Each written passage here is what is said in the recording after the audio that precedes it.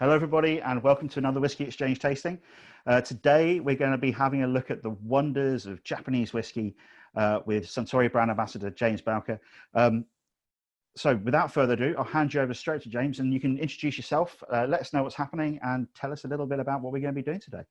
Amazing. Thank you, Billy. And thank you for those of you that have taken the time this evening to come and drink some whiskey with me. It's nice to feel like I'm back in the bar and having a chat with some guests again, which is lovely. So my name, as I say, is James. I'm the UK ambassador for House Suntory, and very lucky to have been working in the world of whiskey and cocktails for about 12 years now. So any questions throughout, I'm really hoping that I'll be able to answer those for you and get some kind of interesting fun facts out there today. Excellent. Well, great to have you here. Yes, so everybody who's watching on Facebook, please, if you have any questions, pop them in the comments. We'll be keeping an eye out, and I'll be bringing them in to ask James as we go along. Everybody here in the Zoom room with us, if you'd love to ask a question, please raise your hand, hit the raise hand button, ask a question in the chat. We wanted this to be as interactive as possible. We may not all be in the same room, but still we can, have a chat, enjoy some whiskey. So James, without further ado, should we just start by starting on a whiskey?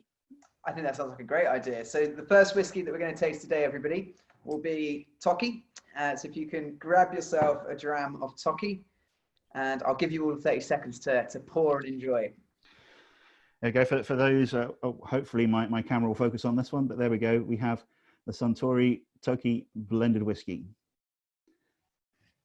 So Toki or Toki, entirely up to you how you prefer to say it. It's absolutely fine. So Toki or Toki translates as time in Japanese. So we get this a lot about understanding, what does that mean? What's that name mean? When it comes to the distillery editions, so things like Yamazaki or Hakushi or Chita, those are just named after the local place. But products like Hibiki and Toki, which we're creating and blending ourselves at Suntory, we come up with a name that we think reflects what we're trying to do and what the kind of ethos of that particular dram. So cheers, because Toki is all about celebrating good times, Toki times.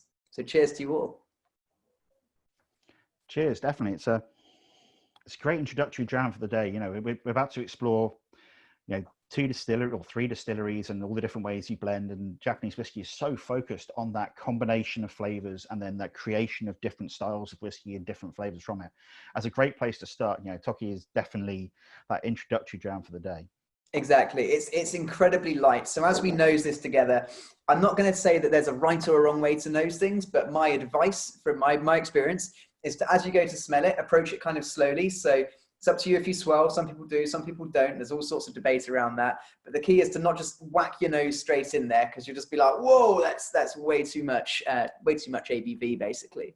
But let that come up, and you will notice, I suspect a lot of you are regular drinkers, but you will notice that it's quite light, it's quite delicate.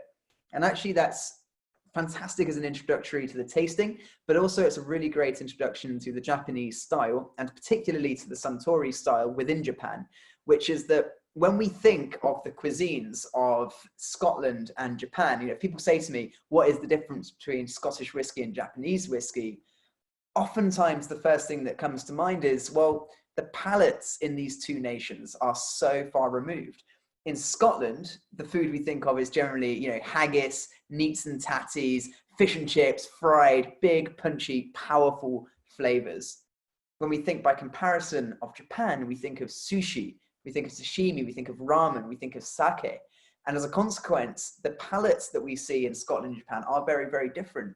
In Japan, people aren't used to those big, punchy, powerful flavors. They prefer things that are more elegant, more delicate, and more subtle. As a consequence, the whiskies that are being made by the Japanese producers are made to fit that bill, because ultimately, if we can't sell our stuff in Japan, we're scuppered. Yeah, I was over in Japan earlier this year. I was really lucky to visit Yamazaki. It's my first trip that far away from home. And yeah, very much so that one, the drinking of things like whiskey with food is so much more, widespread. As you say, that delicacy of flavor, and, while there are some big punchy things out there, something like this, which could definitely pair with those lighter, more sort of complex sort of flavors without swamping them or being swamped, is, perfect. Yeah. There's three, it's interesting you mentioned that about like balance. So there's three kind of Japanese concepts or philosophies that aren't anything to do with the Suntory story. They're just things that as someone that's been obsessed with Japanese culture since a very young age, I've just realized these philosophies massively impact the way these whiskeys taste. So the first of them is one called Inyo, I-N-Y-O. And again, this is a general Japanese philosophy that underpins so many parts of their culture. And it's exactly the same as yin and yang. So for those of you that have seen the yin and yang symbol, which is of course all about a balance between various dichotomies, so good and evil, light and dark, rich and poor, and all these different things. In Buddhist culture, there's a huge, huge belief in the importance of balance, and actually that all of the good things in life exist in balance. As a consequence, when we think about, food and drinks within Japan and how this has affected the way people enjoy luxury products, if balance is your priority over perhaps intensity, that will inform the food that you make and the drinks that you make. So when we taste a Japanese whiskey as opposed to a Scottish whiskey, in Scotland, there's hundreds of years of amazing history of producing a particular style. Like the Freud is always going to be big, punchy, smoky, TCP aromas, right? Macallan is always going to be intense, sherried, sulfuric flavors. They can never leave that. So they have this priority of creating their style, their distillery style. But in Santori and in Japan, it's first and foremost about balance. And then secondly, about your distillery style. And we just had a question on Facebook, which actually that feels like almost like the perfect answer to. So Paul Blackman on Facebook said, what sets your whiskies apart from others? So from Scottish whiskies, you say that sort of different in approach and things like that. But within Japan, there are increasingly more producers. Is there anything really about the Suntory approach which you would say is different to other producers? I mean, I unsurprisingly will say there's lots of things. I'm actually very lucky to have worked with several other brands in Japan in my time as well. So I'm very luckily placed to make these sorts of judgments. And one thing that really strikes me is, or maybe two key things. One is at Suntory, the commitment to making things in the traditional way, and Nika do exactly the same thing, but following basically the Scottish regulations in terms of quality. Unfortunately, because of the massive boom in Japanese whiskey and the fact that there's actually very little legislation in Japan itself, there's a lot of people out there that are maybe not entirely following the rules in terms of making real Japanese whiskey, but they are able to get away with it. It's totally fine. So one great thing about Suntory is you've got a guarantee of it being authentically made in pot stills in Japan and by Japanese people. So there's never going to be any foreign whiskies in those blends. But the key thing really that for me sets Suntory apart is the concepts, and it's a really difficult word, so don't bother trying to write this down, but Sukiyaki, which is a Japanese blending concept. And it's all about basically creating within just one distillery as many subtle varieties on that distillery style as you can, such that when you go to create a final product, when you blend these different component liquids to create a finished SKU, it's absolutely perfect. It's really well balanced, but it's also got complexity from all different styles. And as we go through today, I'll explain Sukiyaki and how it applies to Suntory a little bit more detail. So jumping back onto the Toki itself. Yeah. On the nose, it has that, again, my Japanese whiskey journey started with the Yamazaki 12 many, many years ago. Maybe even Yamazaki 10, when you could still get that in the supermarket back in the day before everybody realized how good it was. Yeah. And it always, for me, has this, in the Yamazaki, this lighter sort of style, this almost this floral sort of edge to it. Yamazaki sometimes goes heavier, but the Toki starts off with that sort of floral, meadowy, sort of delicate character. Yeah. Very clean, very green. One thing we try and do at Santori when we're tasting, when we're nosing and so on and so forth, and indeed when we're blending, is we think about flavor in terms of color. So one thing I really encourage people to do as they nose and taste the whiskeys that we're drinking today, nose it and think, what color does this draw to mind? And for me, this is a very pale green, a kind of grassy green or a straw-like green. And what's interesting in terms of the blends, this is of course a blended whiskey, and it does contain components from all three distilleries. But the biggest component of this is pretty much a 50-50 mix of Cheetah, which is a lovely grain whiskey, which we'll taste and I'll talk more about later, but fairly a standard Cheetah, like a 10 to 12-year-old Cheetah. A slightly younger Hakushi, which is our distillery. Again, we'll talk more about them later, but it's up in the mountains, and you generally expect apple and smoke or apple and peat from Hakushi whiskies. So a big component, pretty much 50% of the blend of this, around that sort of region, I can't unfortunately give away the details, but around half of it is an 8 to 10-year-old Hakushi. And that sort of age of whiskey is really interesting because it's changing a lot in the cask at that stage. And normally Hakushi is really smoky, but actually what we've noticed is that around, and it depends where in the warehouse it is, but around that age point, if we taste a barrel, suddenly the smoky flavors just disappear and are replaced with like a pear flavor. We think that's to do with, molecules bonding and stuff like that. We won't go into the science today, but the point is the flavor profile is this vibrant pear drop. If you remember those sweeties, I used to make a cocktail called a pear drop, so it's really nostalgic for me. But that's the main aroma, is that bright green, fresh, sweet pears that we find in Toki. And then generally with Hakushi, you also expect a subtle herbaceousness or herbal flavor. So I get eucalyptus on the nose of this one as well. Definitely get that grassy and that greeny sort of, I often describe colors and flavors sort of intermixed. And this is a yellowy green for me, a little bit more of that sort of like, sweet buttery straw sort of thing. But exactly. Very quickly, we have a question from within the Zoom room. So Jamie, I'm just going to unmute you if you want to. Oh no, I've lost you again. Sorry. Clicked on the wrong button. There we go. You should be unmuted if you want to ask your question. Sure. So I know like the history with the Japanese whiskey is that they built multiple distilleries across the country within, the entire Suntory brand so that they could create blended, which is what the Japanese market craves. How is Suntory trying to mitigate the demand of those blended whiskeys within Japan and kind of that being their core brand alongside the booming demand of the single malts here in Europe? Yeah, that's a really great question. So as Jamie's mentioned, basically, in Japan's whiskey history has been around 100 years. So Yamazaki was 1923. About 10 years later, Nikka opened their first distillery. And then both of those two main companies expanded in kind of the late 60s, early 70s. And that's when their second and third distilleries started getting built. So those are your two main growth periods, as it were, for the distilleries. And as Jamie's mentioned, in Japan, there's a huge demand for more blended styles and much lighter styles that generally aren't available here in the West. They oftentimes are blended down with very, very neutral tasting kind of young whiskeys because that's just the style that people enjoy in Japan. And that remains to this day, obviously, our biggest selling products, both for Nikka and for Suntory. The benefit of it is that actually it doesn't require, those whiskeys that we sell so much in Japan don't actually require that much in terms of older or aged stock. The consequence of that is, of course, that we have a lot more of that left for the international regions. And actually we see that whilst the majority of our whiskey gets sold in Japan, the vast majority of aged whiskey gets sold outside of Japan. And thankfully, they're just different markets and they don't compete. That is good. It's just become much more difficult to find the aged whiskey these days, but keep looking. Yeah, unfortunately, we've done everything we can about that. So we've been increasing production since 2004, I think they said. So, upwards of 15 years now.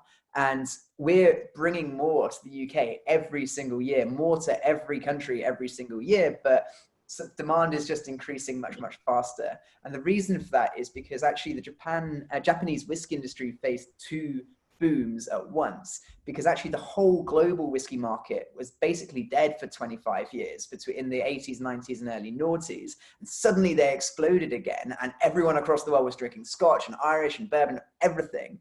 But that meant there was a global whiskey boom at the exact same time that the world discovered Japanese whiskey. So the Japanese were facing two booms at once, and that's why they have suffered just ever so slightly more in terms of supply and demand than everybody else. Well, that makes perfect sense. Thanks. No, you're more than welcome.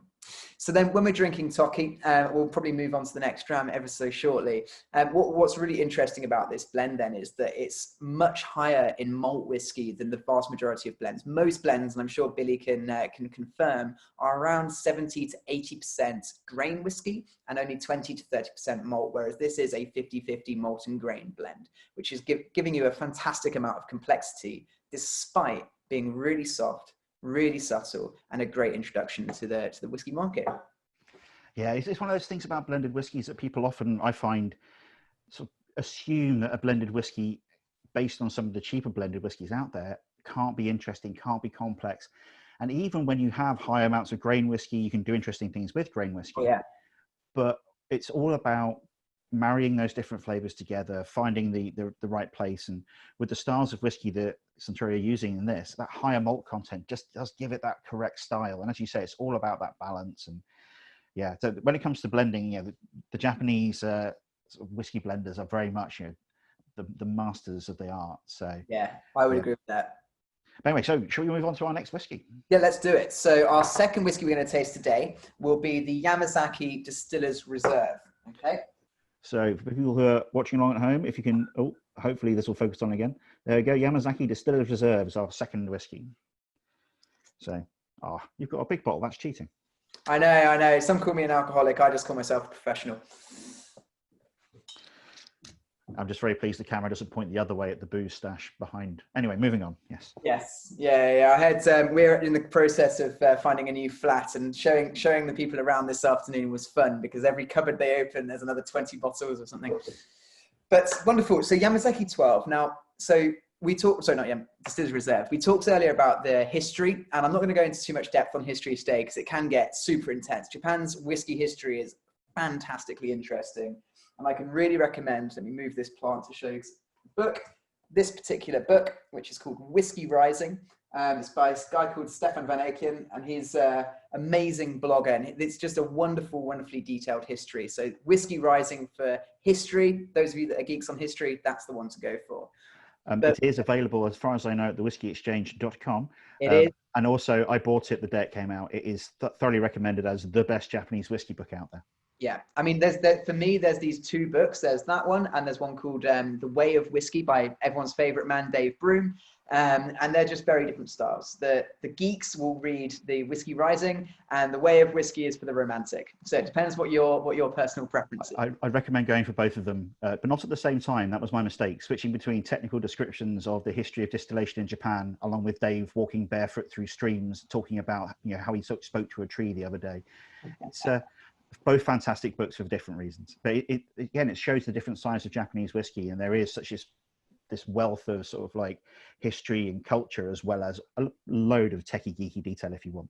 Yeah, I mean, it's such a great thing about Japan is it's in constant juxtaposition between all sorts of different things. Like it's super traditional and yet hyper modern at the same time and futuristic. It's very relaxed and yet it's very strict at the same time. So it's just interesting exactly how this plays out, as you say, Billy, between the romanticism of whiskey, but also the chemical geekery of the Japanese. But with Yamazaki Distillers, or Yamazaki in general, this was the first whiskey distillery in Japan. So answering that earlier question, what sets Suntory apart? One big thing is we've just got more experience than everybody else. It's been around for the longest. So we were founded in 1899, but the first distillery was opened in 1923, which you can see on the top of the bottle. What happened here basically is that a chap called Shinjiro Tori had been, selling booze, trying to create, ersatz or fake whiskies for quite some time, but decided it just wasn't his thing. He wanted to do things properly. He wanted to achieve honor, because honor is so important in Japan. And so he ended up employing this chap, Masataka Taketsuru, which I'm sure you've heard of, is the guy that later founded Nika. And the two of them teamed up to open the Yamazaki distillery. And it's a really interesting story about why we decided to settle on this particular location, because Japan's actually a massive country, much bigger than most people realize. The far north of it, the island called Hokkaido, was where Taketsuru wanted to open his distillery. The reason was that it was very, very similar in climate and also in terms of the flora and fauna to Scotland. And therefore the assumption was, well, the whiskey should taste the same. The downside was that Shinjiro Tori actually had been selling Scottish whiskey in his store for some time and was aware that basically a lot of Japanese people found Scottish whiskey a bit too powerful, a bit too much. And he wanted to develop a unique Japanese style. That was always the aim for Suntory, was to create a unique Japanese style of whiskey. So he didn't want to be somewhere too like Scotland. He wanted to find a climate that was much more traditional for the Japanese spirits or alcohol production. So the areas would make shoshu or sake, so central Japan. And so the two gents decided to look to the history books, and there's a monk called Sen no Rikyu. Has anyone heard of Sen no Rikyu by a show of nods and shakes? Mostly shakes. So Senno Rikyu is an amazing Buddhist monk, was a massive, massive part of formulating modern Japanese culture as we now know it. So the tea ceremony, Zen Buddhism, all these things were basically refined and defined by this chap. And he was given the job by the leader of Japan several hundred years ago to explore the whole country and find the perfect location for the emperor's tea room or tea house, where he'd have that perfect Zen moment, enjoy the perfect cup of tea with perfect water, of course, and have the perfect balance of nature and a harmony of nature, because spiritualism in both Shinto and Buddhism is so important. And the place that that monk chose was Yamazaki. So the reason we opened our first distillery there is it had this cultural heritage, as well as, of course, that perfect balance of climate and great water. So that's why Yamazaki. Now, when we nose Yamazaki, the flavor profile you always expect, the signature note is always pineapple. Okay, so you can always anticipate the nose of pineapple. Now, the difference is, of course, how does that pineapple express itself? Is it a fresh pineapple? Is it an unripe pineapple? Is it an overripe pineapple, a char-grilled pineapple, a roasted pineapple? And that all comes down to everything else in the whiskey making process in terms of how much do you peat it and so on and so forth. How are we all getting along? Billy, how are you enjoying your Yamazaki Distillers Reserve? Oh, the pineapple thing is something I always get, from Yamazaki. And for me, the Distillers Reserve is this very strange tasting note, which I years ago when I first tried it, I started using, and it happens in lots of whiskies now. But pineapple upside down cake, which I didn't realize was a thing, and is a thing, it seems. But yeah, it has that pineapple, but lovely sort of sponge cake and a little bit of caramelization in there as well. It's a beautiful combination. So at this stage, one thing I wanted to talk about more was that concept of Sukiyaki that I mentioned earlier, okay? So when you make whiskey, obviously there's lots of different steps to actually the process of making whiskey. And back when we were learning in the kind of 1918, 1919, when Masataka Taketsuru was in Scotland and when Shinjiro Torii was researching his preferred style of whiskey, we realized that the best whiskeys in the world back then were blends. Okay, single malt 100 years ago was just the cheap stuff that the local farmer made with Billy the sheepdog. Not good.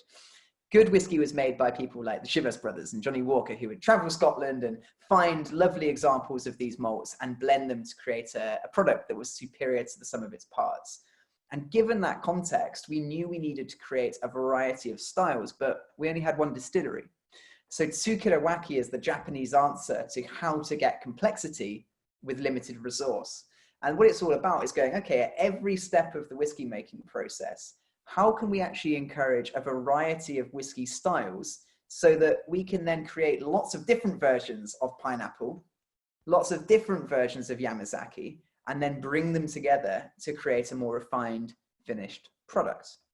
Okay, and to elucidate that ever so slightly further, I want you to check out this lovely painting that I painted. It wasn't me, actually. I'm a terrible painter, but imagine for a moment that I am in fact a talented artist, and I have a white canvas and a pot of paint.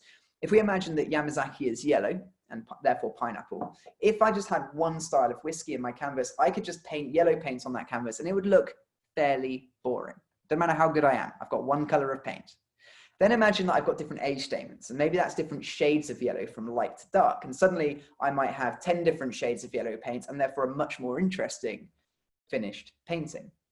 With Sukiyaki and with Santori, what we do is we go way further than that. So we'll use multiple different strains of barley, which will potentially add different aromatics to our finished whiskey. We'll use different peating levels. Some of our Yamazakis are completely unpeated, others are lightly peated, others are heavily peated. Well, that would give us a whole set of other variables. When it comes to fermentation, we have over 200 varieties of yeast, proprietary yeast that we grow and create ourselves. Again, each adding their own complexities to the whiskies we make. We have 8 different pairs of stills. We have 6 different casks that we can use to age our whiskies. And of course, the variety of different ages we make.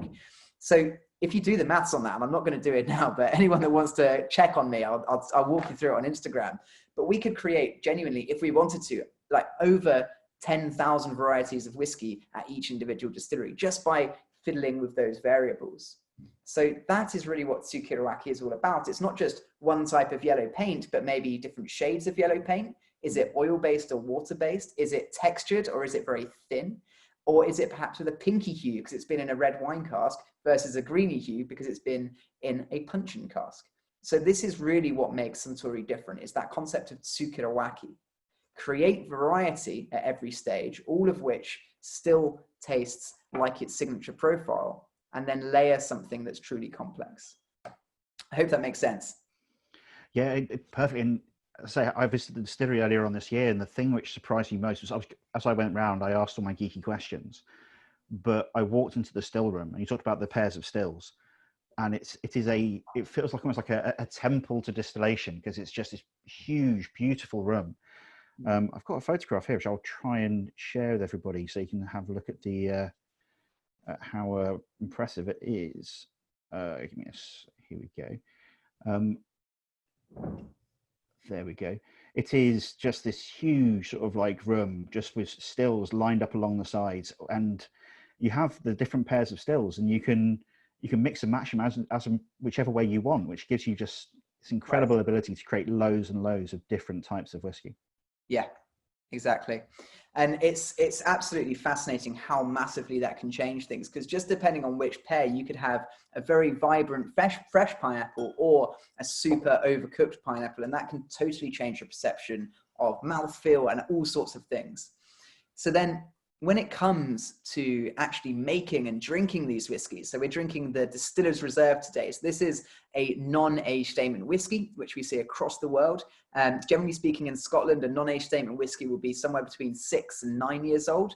This is a bit older than that, thankfully. Again, I can't say exactly what's in there, but you're starting around 9 years old, and you're playing up to much older than 25 years old, right? But obviously, the older it gets, the smaller the proportion of the blend. Now, what we're basically doing, our process of applying tsukirawaki to these sorts of products is going, okay, we know what we want to do. We want to release a whiskey around 10 years old from Yamazaki. So what's the best core component? So we look at our different casks and we assess, okay, which casks are best at this age? And it turns out that at this slightly younger age, there's 2 types of casks that are really showing their best. And those 2 casks are, unsurprisingly, bourbon casks, but also red wine casks. So we own a beautiful vineyard in Bordeaux, Chateau de Grange. And those red wine casks give us red berries, so raspberries and strawberries, as well as creamy lactic flavors, like milky flavors. So when you sip this, you will of course notice that fresh pineapple. You'll also notice some lovely red berries, and it will finish on this soft, creamy aroma. And if you don't notice that straight away, try the Toki again and compare it to the Yamazaki, and that creaminess will become apparent. It definitely has I was saying about the Toki, it has that sort of delicacy, that sort of grassy sort of thing, which I always expect from Yamazaki. Yeah. But this has that, but it also has that weight behind it, that sort of richness, that that buttery sort of the cakey part in a pineapple upside down cake. Yeah, exactly. And that's basically primarily coming from the red wine casks, effectively. If anyone wants to know the science, you can ask, but it's to do with like cracks in the wood, meaning that bacteria can form. But what's then interesting about the Suntory range then is that the Yamazaki Distillers Reserve is mostly red wine cask Yamazakis, around 9 to 12 years old. It's also got some bourbon around that age, but we will have much older whiskey in there as well. So I've been very lucky to sit with our master blender, with Shinji, and we sit down together and he'll show me 12 different components that are blended together to create this. And there'll be whiskeys in there that are 18, 20, 24 years old, but they're just used in like 2% of the blend. And the metaphor we use the metaphor of salad seasoning. So actually in Toki, we tried a moment ago, it's, as I said, 50-50 Hakushi and Cheetah, but there's a very small sprinkling, around 1%, of what's called the salad seasoning blend. This is a true story. The Japanese call it the salad seasoning blend. And what that is a blend of 25-plus-year-old Yamazakis from our best and rarest casks, so Mizunara and sherry casks, right? And the reason we call it the salad seasoning blend is much like if you're making a calabrese salad or Italian salad generally, far better to have a small amount of truly good quality complex balsamic vinegar from Modena than to have a large amount of cheap balsamic vinegar from Aldi, right? So much like salad seasoning, we use a small amount of hyper complex liquids to bring that extra depth to everything that we're making. And the same will apply in even our younger expressions of the single malts. Excellent. Oh, I don't know. Again, I didn't realize about the red wine casting until I visited, and then the first thing I was walking through the warehouse, and they just sort of went, "Oh, here we go. This is the cask we use quite a lot of." Immediately pulled out a nice shiny red wine cask for me to have a look at. Yeah. And as somebody who normally is not a fan of wine casks, this has definitely made me rethink a lot of my approach. So, yes, the joys of interesting whiskies, of interacting with different casks. So. I think it's so true of the Japanese style. It's like they'll say it's got a lot of something, but they're still quite delicate with it. So you look at Yamazaki 18, you go, that's going to be a sherry bomb. And actually, it's really well balanced. The sherry doesn't overpower everything else. So I think that's possibly, Billy, why this one's going down quite well for you for a red wine cask, perhaps. Yeah, I may one day forgive Suntory for making a red wine cask I like. It's very difficult to have opinions on whiskey and then have all these whiskies coming up and making me change my mind. There's always someone coming along proving they can do it better, isn't there? Yeah, making me drink nice things. How dare they? How dare they? How very dare they? Shall we move on to our next dram and see the other side of the single malts of?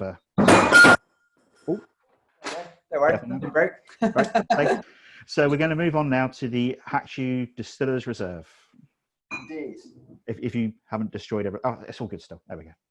Yeah. There we go. We have the Hakushi Distillers Reserve. And James, if you wait with the real bottle. Yep. Oh, there we go. So there we are, the Hakushi Distillers Reserve. And you can see from the label, 50 years after Yamazaki. So it's super easy to remember. 1923 for Yamazaki, 1973 for the Hakushi. Put that down. There we go. So what we've got with Hakushi then is obviously Suntory's second malt distillery. And what will surprise you is that in the 70s, this was at one stage the largest distillery in the world, the biggest producer of whiskey in the whole world. It's not anymore because, of course, that Japanese whiskey market crashed for 20 years. But it remains a fantastic distillery and a huge workhorse for us. Fun fact is we have a secret second Hakushi distillery hidden inside the forest where we make experimental whiskies that some of you will have seen with the Suntory essences. But again, what we have here is a whiskey that's predominantly between 9 and 12 years old. Does again have older stock in there as well. Now, Yamazaki, being down in the south of Japan, very, very close to Kyoto. So if you visit Japan, Yamazaki is far and away the easiest distillery to see and get to as a tourist, right next to Kyoto. So very warm. In summer, it's maybe 40 degrees C. In winter, it goes down to 5-ish degrees C. So that means there's going to be quite a big effect on the whiskey in terms of aging because it's quite a dramatic change in temperature. So we use predominantly larger casks at Yamazaki, like sherry casks, for example, Spanish oak casks. Hakushi, by comparison, is up in the mountains, actually one of the highest altitude whiskies in the entire world, and therefore it's a much cooler climate. So we use smaller barrels, mostly puncheon and bourbon casks. Okay, so as I said, this is in 1973, and it was set up to be the other part of a blend.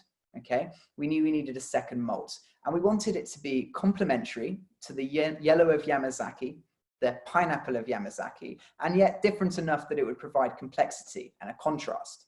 And so the color chosen was green, and we sought out a location that would have the water source, as well as an abundance of vibrant green nature. And what we found at the Hakushi Valley was a patch of forest around 250 acres. We actually ended up buying the whole lot of it, turning it into a bird sanctuary and ensuring that we'd retain that bright green aromatic because it wouldn't get built up and destroyed as a piece of nature.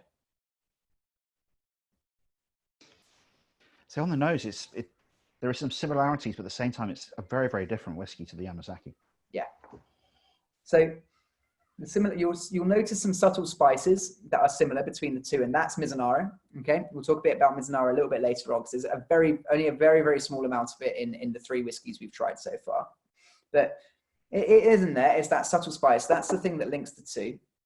And then you get this bright apple flavor. That's the big thing. Green apple, fresh off the tree. You've been scrumping. You've ticked off the local vicar.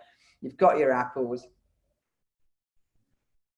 And then you run away after stealing the apples from the vicar's orchard, and you have a little cigarette around the back of the bike shed because it's got a little bit of peat in there as well. So that's what you're finding in here is bright green apples and a very gentle amount of smoke. You'll also notice that signature herbal note: mint, eucalyptus, rosemary. the nose is still, it's about the herbal things. It's very, very aromatic still. It has that, lots of stuff going on in there. You have that apple, have that little bit of smoke, but underneath it, there's just so much going on. It's interesting you mentioned that, Billy. So remember at the beginning, I said there were these 3 core Japanese philosophies that I really feel influenced the flavor profile of these whiskeys. The first was about balance, yin yang. The second I would talk about is one called Yugen. So Yugen is a philosophy of beauty in Japan. So if I were to ask everyone now, take 2 seconds and think to yourself, what is the most beautiful memory you have in terms of looking at something and just being like, that is mind-bogglingly wonderful and beautiful. And that special feeling you get in your chest is what the Japanese call Yugen.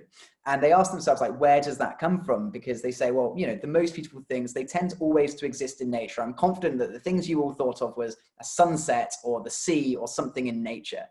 And they say that actually art is very bad at capturing that beauty of nature. It doesn't matter if you can take the most perfect photograph, which captures every pixel there could be. It's never quite the same as seeing it in the flesh. And it's because you don't have that real life sense of just how complex that thing is. I look at a mountain view, and the reason it's so moving is because I'm awe-inspired by the size of these mountains and the scale of the universe and how small I am by comparison.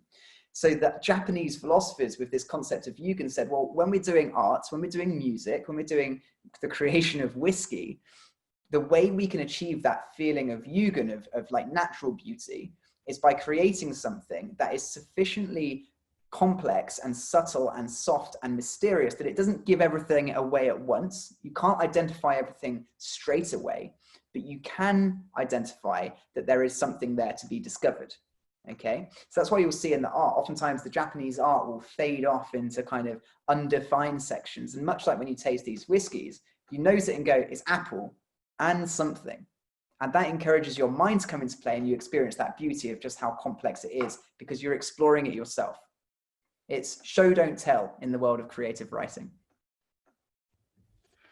That's perfect. Although I did sort of try and think of my most perfect and beautiful sight of recent memory. And it was a bowl of noodles in Kyoto on the day that I went to visit Yamazaki. And more specifically, the piece of fried chicken beside it, which only cost me 100 yen and was amazing. Oh, don't make me hungry, Billy. I haven't eaten since breakfast. So you can't be doing this to me. Well, I've got 6 whiskeys in front of me. I'm sorry to bring it up. So. So we've got Phil asking the question of anyone adding water. So these are 43%. I do love personally adding water. I'm not today because I'm assuming most people won't be. So I want to be experiencing the same as you are. But generally in Japan, it's very, very common to either add ice or water, again, because of that more delicate palate, effectively. And again, if you want to go for, a longer drink to drink along with your meal, then, this is the sort of classic sort of point where you sort of jump on highballs and mizuwaris and things like that. Yeah. So mizuwari is one of the most popular drinks in Japan. For those of you who haven't heard of it, it just means whiskey and water, or with water. Mizu means water, wari means with.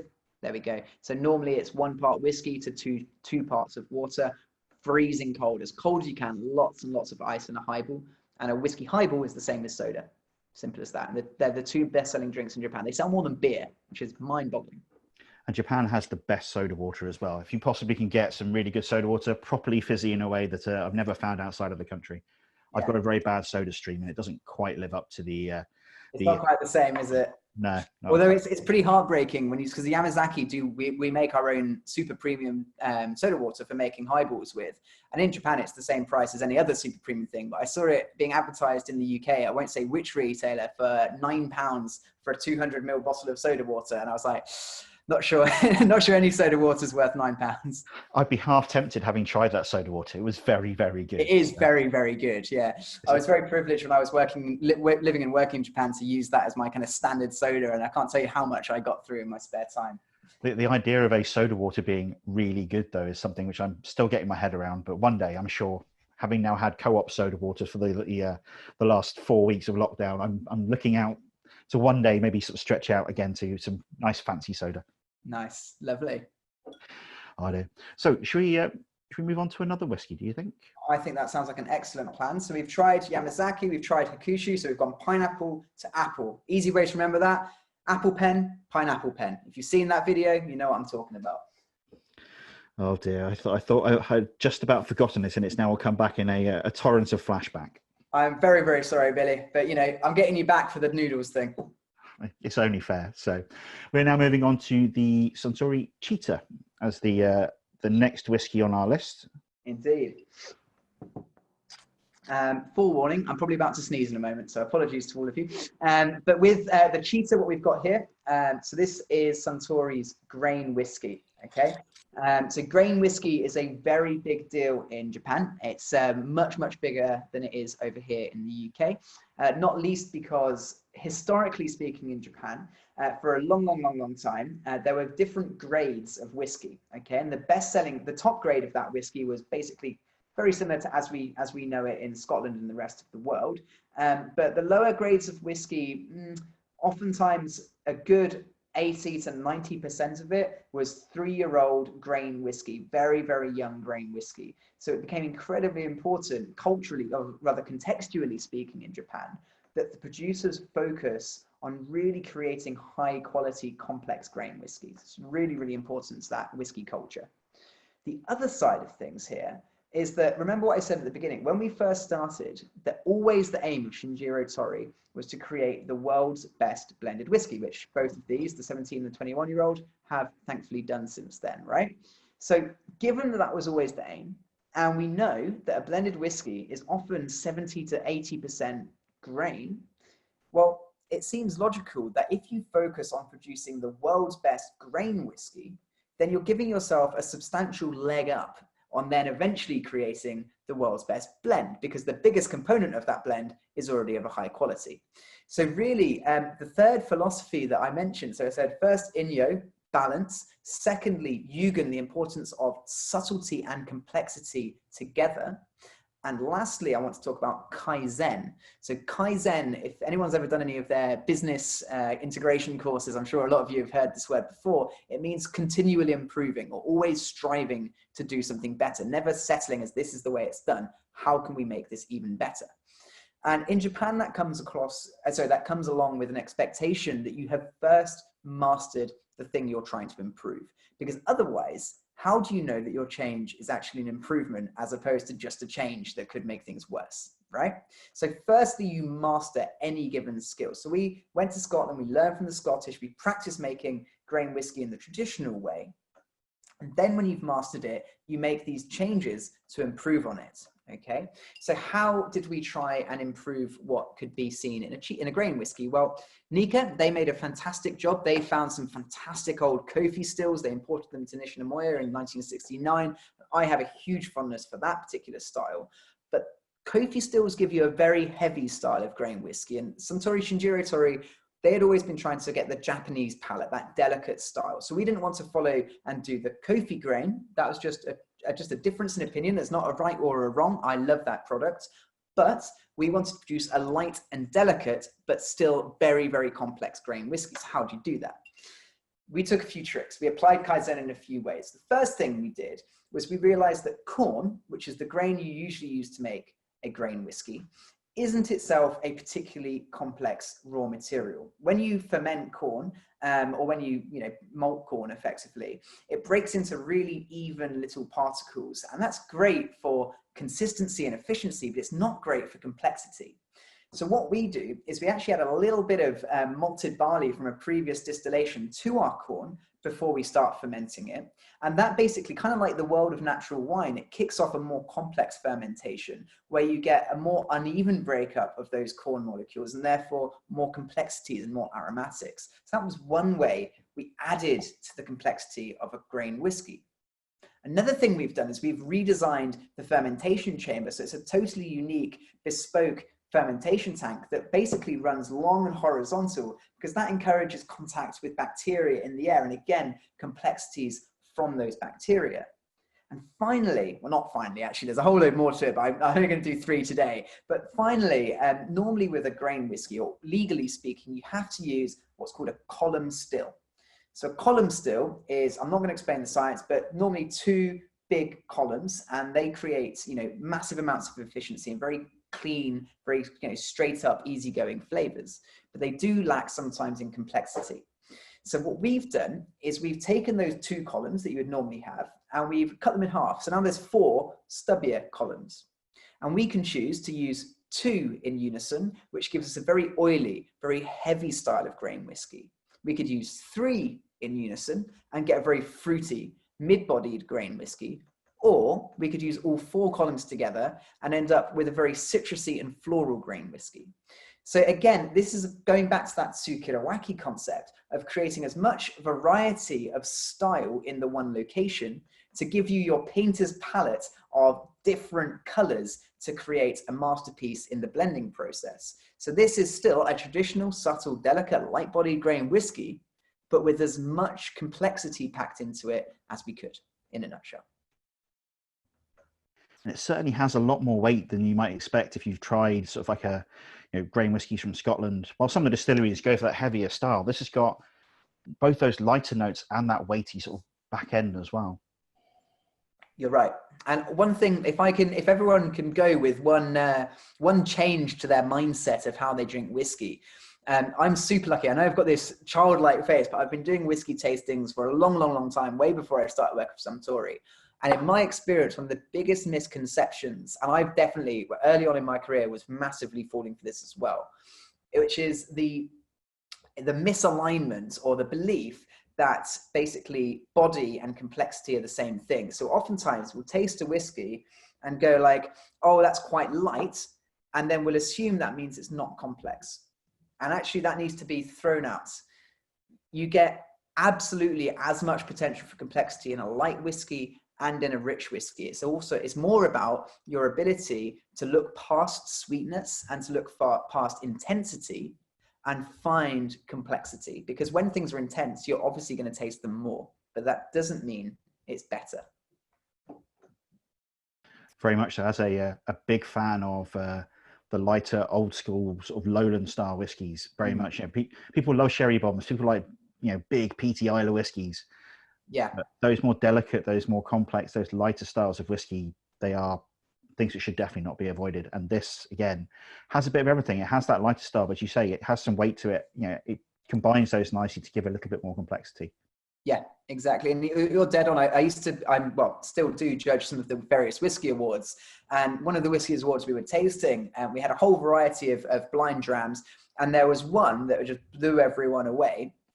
There was the other one that no one liked at all. We were like, this price point is crazy. What's going on? And then we did the same tasting backwards. We had that one first, the delicate one, and that got the highest points of the entire day. And it was a Glencadam 18-year-old.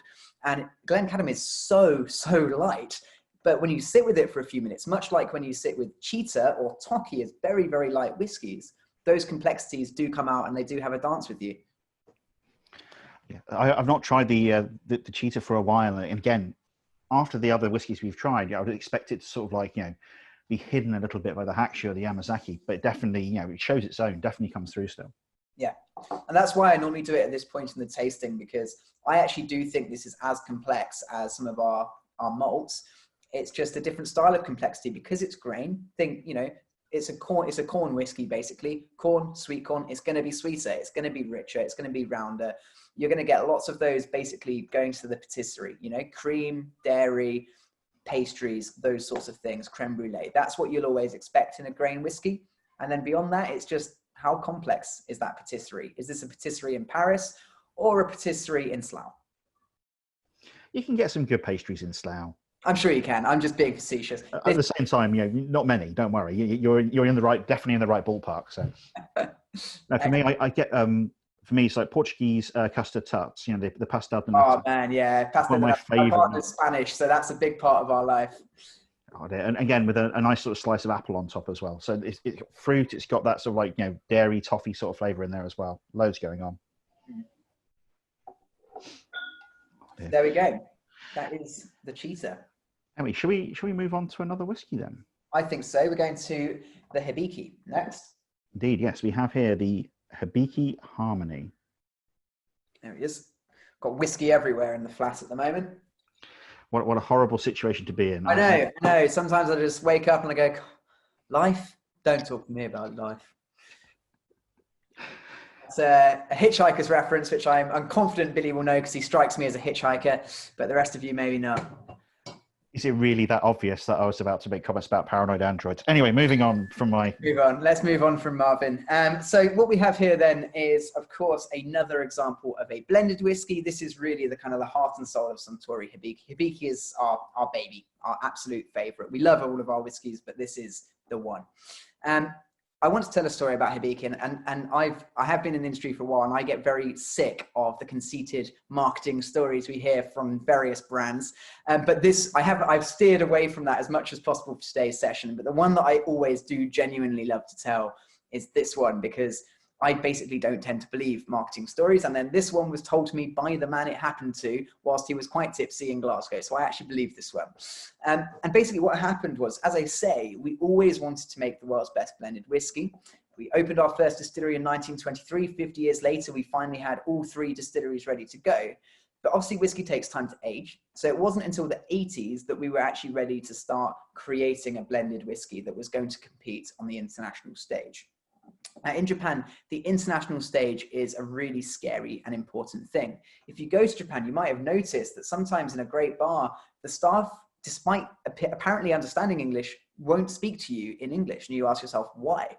And the reason isn't because they're rude, but rather if they make a mistake, they're not just embarrassing themselves, but culturally speaking, they're bringing shame upon that which they're representing, i.e. their boss. And you cannot bring shame on your boss. That would be deeply dishonorable. Much in the same way, if you release a product internationally, you're saying, this is a representation of Mother Japan, of our country, of our patriotic country, right? And if your product doesn't do justice to Japan's reputation as a country of quality craftsmanship, then you're bringing shame on Japan. So to release a blended whiskey to the world, this had to be a moment of amazement and a moment of perfection. So imagine then that you're the individual that gets told, right, sorry, mate, we've been waiting 60 years to finally get around to doing this product. It's your job to make that. Of course, you're going to panic, right? That's a lot of pressure. That's a very intense experience for any member of staff. And so the master blender, chief blender rather, I should say, gets given this task of finally creating our blended whiskey. And remember what I said earlier, we can create thousands of different varieties of Yamazaki. We can create thousands of different varieties of Hakushi and Cheetah. So he might be sitting on 20 to 50,000 different component liquids that he's in a blending room with, and he has the freedom to use. And that's you know, it's like it's the Netflix conundrum, right? When you've got too much choice, you don't know where to begin. And so he was having this kind of panic moment, and he was literally telling me the story. We went for dinner together in Glasgow in November. It was Masataka Takatsuri's anniversary of his graduation, and we were having dinner together. He said, look, I'm stressing. You know when people, they're kind of tapping the table like this, or their knee starts juddering like that? And it's because it's too much pressure. And so they went out for a drink, the chief blender and the owner of the company, Keizo Saji, and they went to a Japanese kissa bar. And a kissa bar is like listening bar. You're listening to great quality music and audio. And they're listening to a piece of music called Brahms' First Symphony. It's a classical piece of music, very chill. And the Keizo, the owner of the company, notices that this master blender is still really stressed. And he's like, dude, chill out. We're just having a drink. Forget the whiskey. We're just going to talk about the music we're listening to right now. Do you like orchestral music? And the guy goes, no, don't like it. Don't get it. He's like, well, that's a bit of a problem because you're one of the most senior members of staff. You've got to go networking. You've got to get your head around classical music.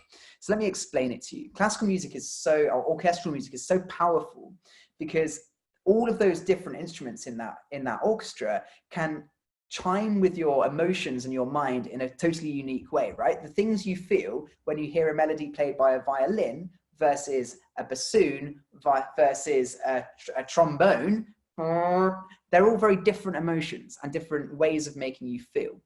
So an orchestra is used for making movie scores because it's so effective at stimulating our memories, our emotions, and our ideas. But writing that piece of music is damn hard. Like there's oftentimes 40 odd parts in an orchestral piece. So the composer breaks it into sections. You've got the string section, the violins, the violas. Well, they're very melodic and very romantic. That's one set of sound. That's great. You create that. You've got the the woodwind section with your clarinets, your bassoons, very often ethereal, very mysterious, very wondrous. And then you have your brass section, your trumpets, your trombone, your French horn. It's often very exciting, very majestic. And then lastly, percussion with your cymbals or your big timpani drums. And those give us a sense of pulse and rhythm and emotion.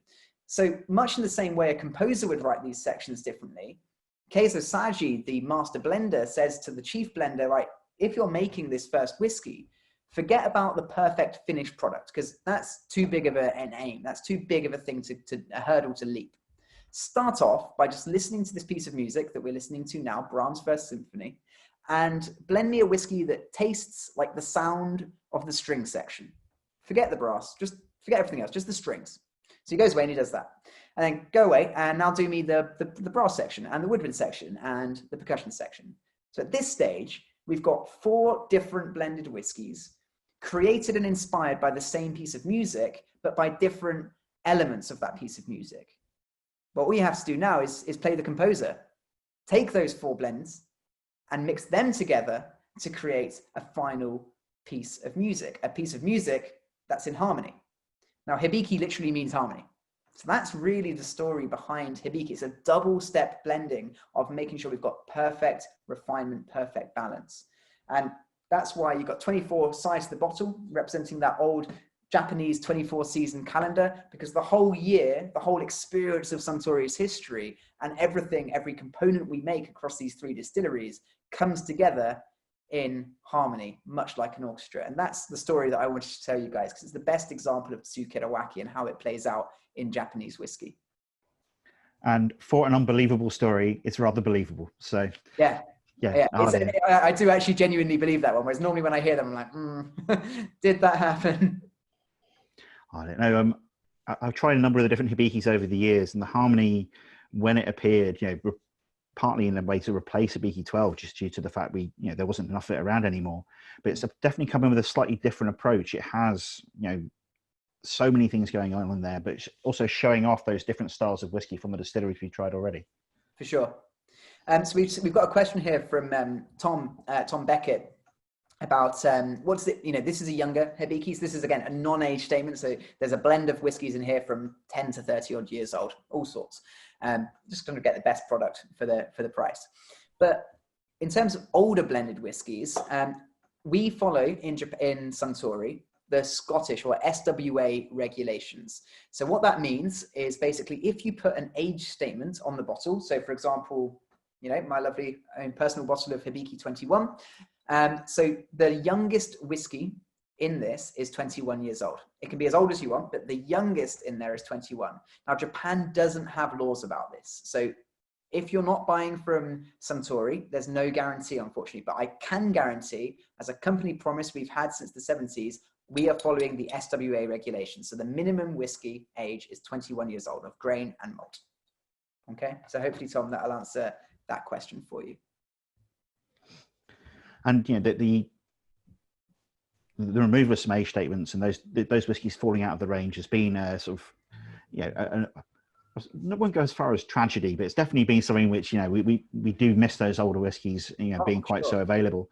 Do you know if there's any chance of them coming back sometime soon?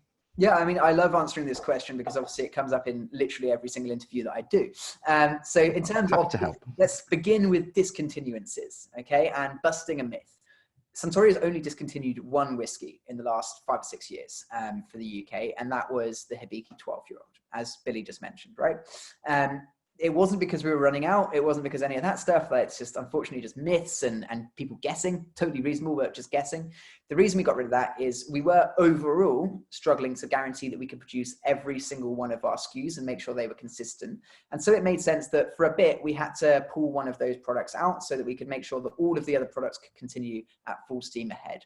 And the reason that Hibiki 12 was chosen is that, as I mentioned earlier, all of our drams, every single whiskey that we make, of the main series anyway, uses the same 6 casks. Hibiki 12 uniquely used a plum liqueur cask or an umeshu cask, okay? And that meant that it was much sweeter, much fruitier, and very, very different from the rest of the portfolio. It was kind of like a black sheep of the family. And as a consequence, it was decided that that black sheep was the one to go because we wanted to maintain our family style, our kind of, this is the Suntory style, the Suntory signature, and that one sits outside of it, so we'll get rid of that. And the Hibiki Harmony we're tasting now, grab a bottle for you, this Hibiki Harmony, it's the same age statement, well, pretty much exactly the same age statement, it's just those 6 casks married together rather than the extra plum liqueur cask.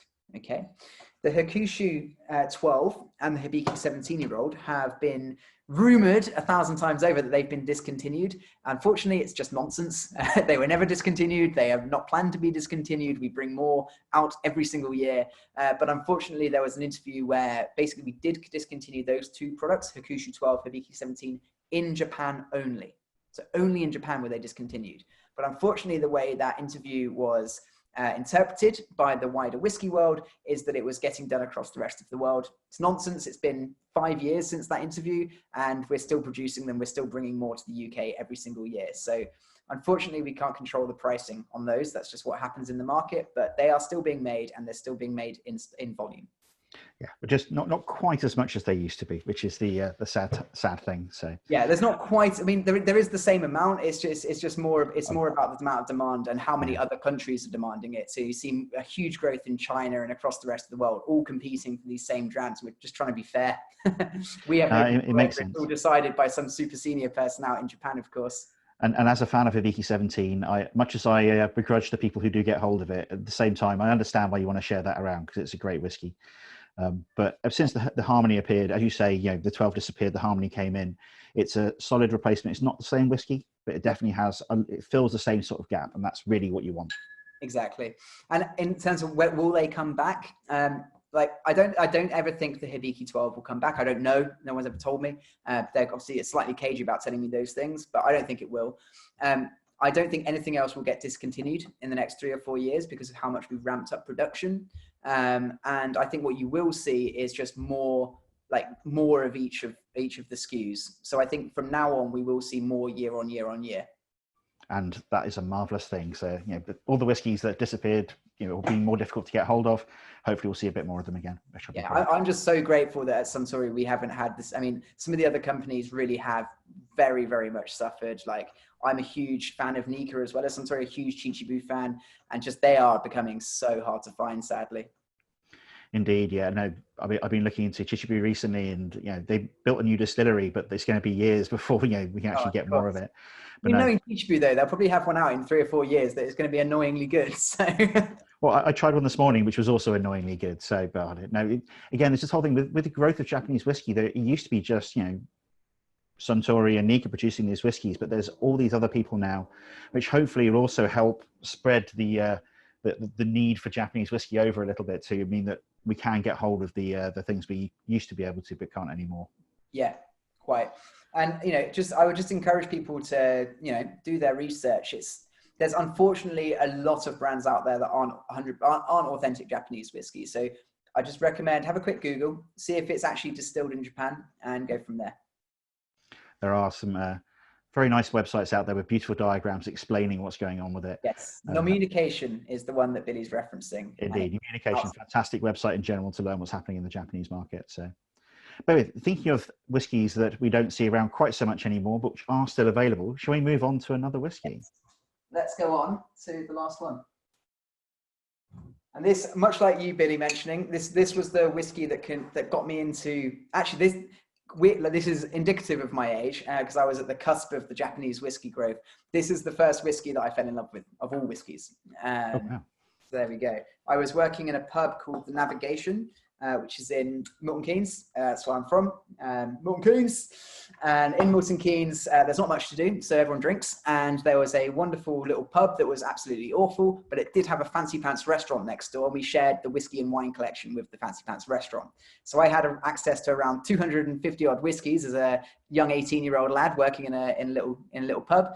And we got the chance to taste anything we wanted, provided we wrote it down on the wasted sheet. And I decided, after a really embarrassing, very bad recommendation, someone came in asking for a recommendation of similar to Lafroig, and as a non-whiskey drinker at that age, I said Glenrothes, which is not at all the same. So I decided to taste every whiskey we had, and Yamazaki was the only one that I didn't put a massive, massive face when I drank it. So this is very fond, very close to my heart, and unfortunately it's not £2.50 a shot anymore as it was in that pub. Oh yes, the good old days. But yes. So we moved on to the Yamazaki 12-year-old. Once the standard Yamazaki whiskey, now something a little bit more special. Yes. So this one's retailing so far. The Toki is about 30 quid a bottle, 25 to 35, depending on which retailer. But I think you guys are doing it for 30, 29.90 if memory serves. I can't remember, around that sort of price. Most of the whiskies we've tried today have been in the region of 45 to 70 pounds, depending again on the retailer. Okay, they're all around the same price, around that 50 to 60 point. And then this one sadly bumps you up to pretty much twice that price these days, sadly. It's about 100 to 125 for a bottle of, again, depending on the retailer. So what you're finding here, I love this whiskey. So remember what we said earlier, it's all about Sukiyaki, lots of different component liquids, different ages, different peat levels, different yeast strains, all these different things. But what's going to be our core whiskey at the 12-year-old expression, and that is our bourbon cask. So this is great for me because I love bourbon cask whiskeys because it feels like, you know, it's like the Emperor's New Clothes, right? It's not hiding, it's not being covered up by anything. It's just the raw expression of that distillery. So you get loads of great, bright pineapples, perfectly ripe, really, really, really fragrant, really, really tropical. You get some other tropical fruits in there as well, mango and so on and so forth. But you also get just so much of that complexity that became associated with Japanese whiskey. There's a reason that this whiskey was the converter for the vast majority of those of us like Billy and myself that have been in the whiskey world for a while. And he knows it. And that pineapple just gradually just changes and turns into spices. And for me, this is that Mizunara note. So we talked about Mizunara earlier, briefly. This is a unique Japanese wood that you pretty much, not exclusively, but almost exclusively find at Suntory and in Japanese distilleries. And basically the flavor you expect from Mizunara is complex incense. So if you imagine you go to the poshest spa that you could, you know, like the spa you would go to for like your hen do or your stag do, like that's basically the aroma you're getting, like rosewood, sandalwood, some patchouli in there as well, just complex spa-like aromas. You'll also notice a little bit of smoke. It's basically imperceptible in the Distillers Reserve, but in this 12-year-old, you do start to notice it just very, very slightly. Nothing like an Isla, but it's just there gently. Oh, man. The pineapple is a punch in the face. I always forget how intense the pineapple is with the 12-year-old. It's brilliant. And then what you'll notice on the finish is, it's, for me, it's the Spanish oak cask. So not quite raisin, more sultana or dried apricot on the finish. And it just kind of neatly ties on the back, right on the back of the palate here. Just like ties a little kind of quite a nice little effeminate bow on my Adam's apple and gives me that kind of gentle, clean, drying fruit effectively. I haven't tried this whiskey for quite a while, and it is just as I remember it. You know, that some of that pineapple for me, it comes through as like pineapple cube sweets. Just that, you know, you have that sort of like crisp barley sugar element to it as well as that beautiful pineapple note. Oh, it's a great dram. Yeah, I truly love this whiskey. I always struggle when people ask like the 12 and the 18. I mean, Hakushi 12 is one of my all-time favorite drams. And like people ask me to choose between the 12 and the 18 of either distillery, I pretty much will always go for the 12. Yeah, same here. The 18 on the Yamazaki front, it has that big, you say that big sherry cask, from that it gives a huge element of sort of oomph. And as you were saying before, you know, the loud whiskies aren't necessarily the most complex. Yamazaki 18 has a lot of complexity, but it's the 12 for me that has a little bit more going on in there. It's for me, like they're I think personally, I find them like equally complex, where you would normally expect an 18-year-old to be perhaps more complex. And that's just, you know, that's just paying tribute to that Sukiyaki thing. But I just like the brightness of this. It feels like actually being in Japan, because if you picture Japan, it's those neon lights, quite vibrant, or it's a beautiful bridge over, you know, cherry blossom trees. It always feels like a vibrant, bright place. And this feels vibrant and bright, so that it feels right for a Japanese whiskey.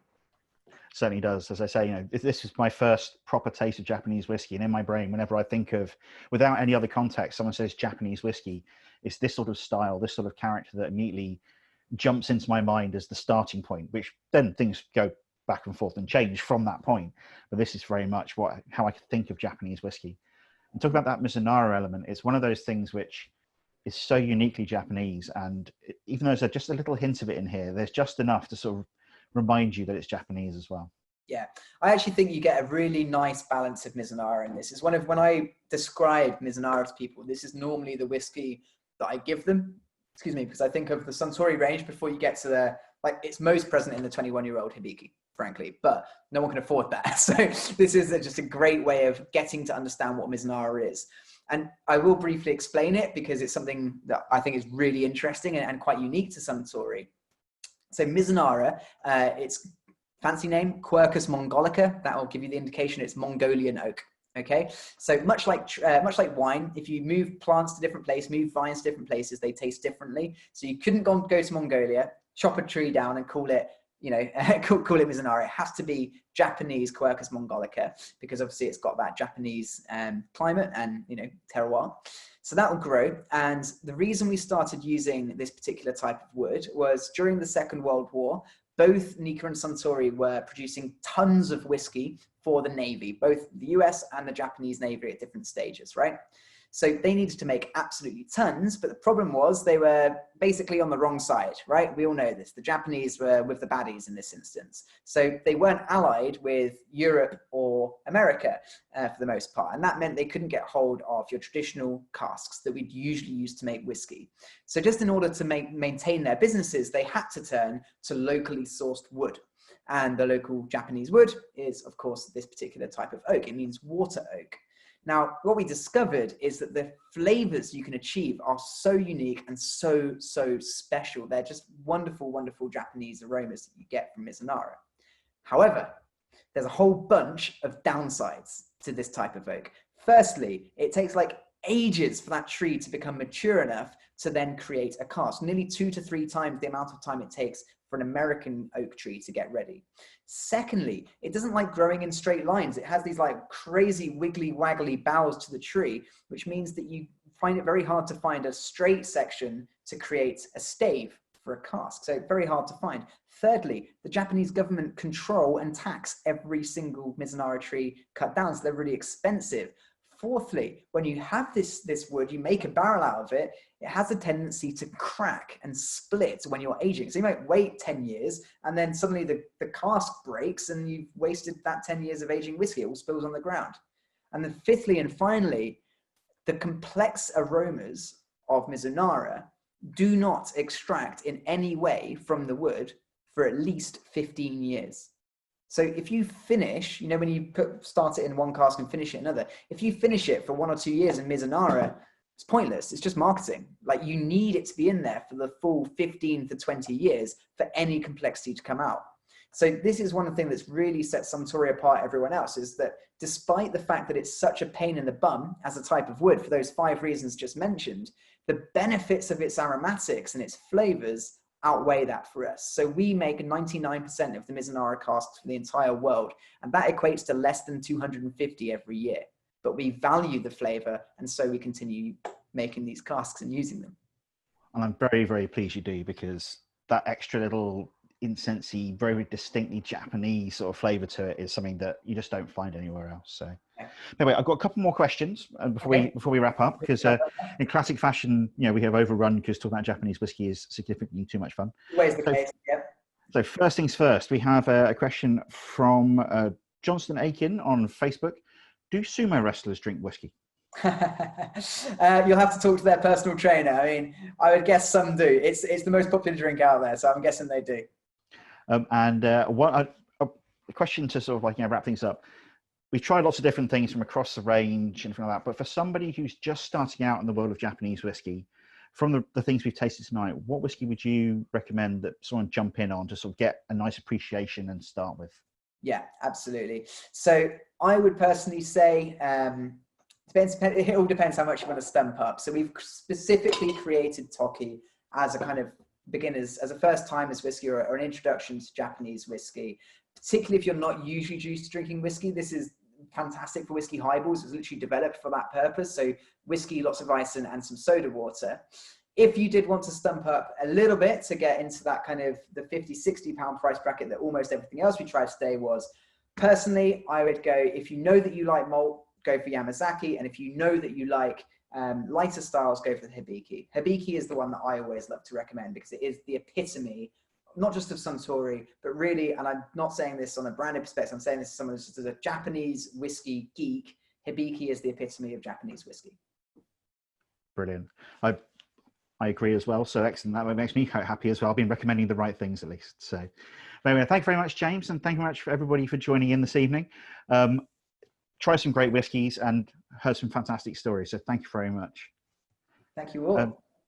So we have loads more tastings lined up coming down the line. We've just launched our June lineup. We start next week with Gareth, who's hiding around in the Zoom room somewhere, leading a panel discussion around the wonderful world of gin.